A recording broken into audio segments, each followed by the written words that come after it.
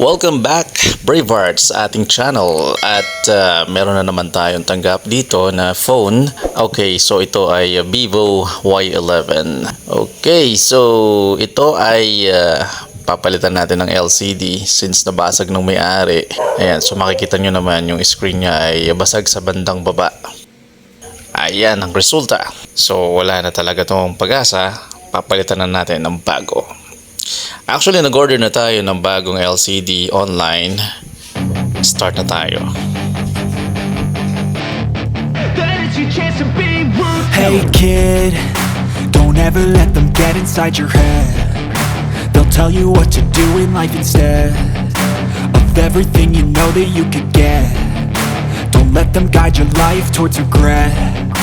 I'll fight for what I love with every breath. My past is filled with things I won't forget. I use them all to push me to my best. So treat the worst of times just like a test.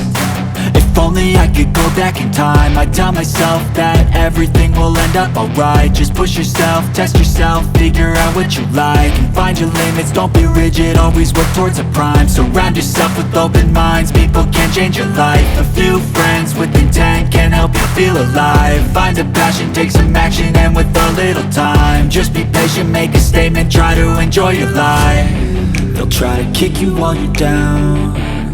They wanna rise up while you drown. They wanna fill your head with doubt. They're silently scared that you'll figure it out. I'll make it look like I'm losing, won't bother hiding my bruises. And when they finally think you're wounded, then it's your chance to be ruthless.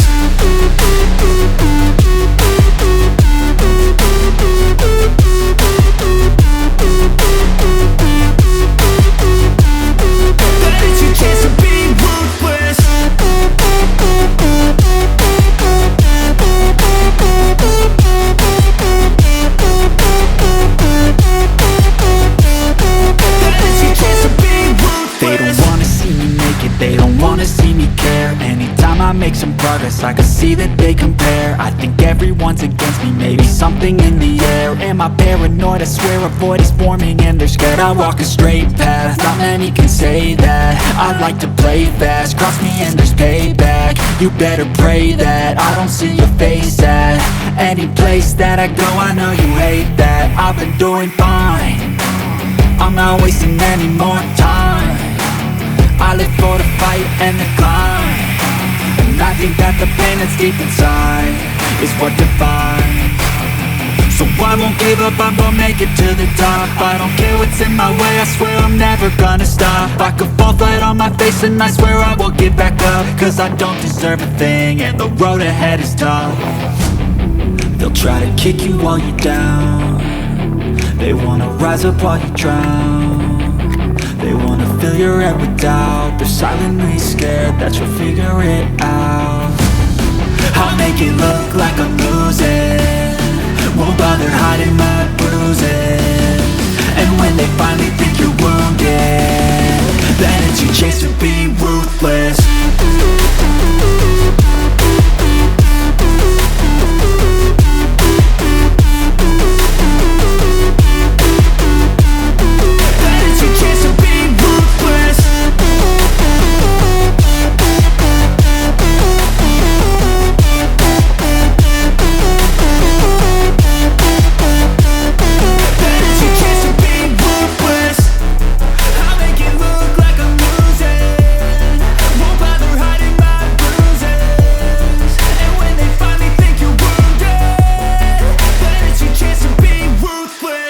Okay, so matapos natin mabaklas yung lumang LCD, ito tatanggalin muna natin yung kanyang motherboard para pagka nilinis natin hindi natin maapektuhan yung camera ng ating ginagawang cellphone. So linisin natin mabuti yung mga frame o yung frame, yung mga gilid. Mabuti dapat ang paglilinis natin dito, or as in walang matitirang naiwang dating glue na ginamit dito sa phone na to. Ayan, so may mga kasama na rin kasing dumihan, katagalan, and ayan, so makikita nyo merong makakapal na glue na naiwan doon sa phone na to. Ayan, kasama yung mga alikabok na nanuot na rin doon kasama ng glue sa katagalan. Okay, so bakit ba kailangang linising mabuti? Dahil hindi didikit ng maayos yung ating glue na gagamitin pagka mayroon siyang natitira pang mga dating glue at dumi. So ginamit natin dito ay T7000 black glue. So ito yung actually karaniwan natin ginagamit. Pwede rin naman natin gamitin yung B7000. Wala naman tayo magiging problema doon. Basta tama lang yung paggamit ng ating B7000 or T7000 glue. So lagi kong sinasabi, dapat yung gilid lamang ng frame ang nilalagyan natin. So wait ka lang na mga at least 10 seconds before natin install yung LCD na bago. Ayan, so kinakabit na natin dito yung bagong LCD. And kagandahan ng LCD na to na nabili natin online, ang ganda ng quality. Yung kanyang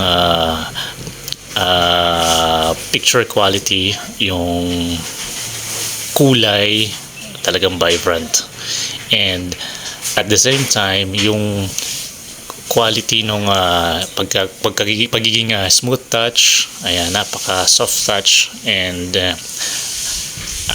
halos original yung quality niya, no? Para mas maging makapit, ginagamitan natin siya ng rubber band sa mga.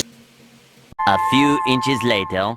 Okay, so after actually 30 minutes or more, pwede na natin baklasin yung mga kinabit nating rubber band.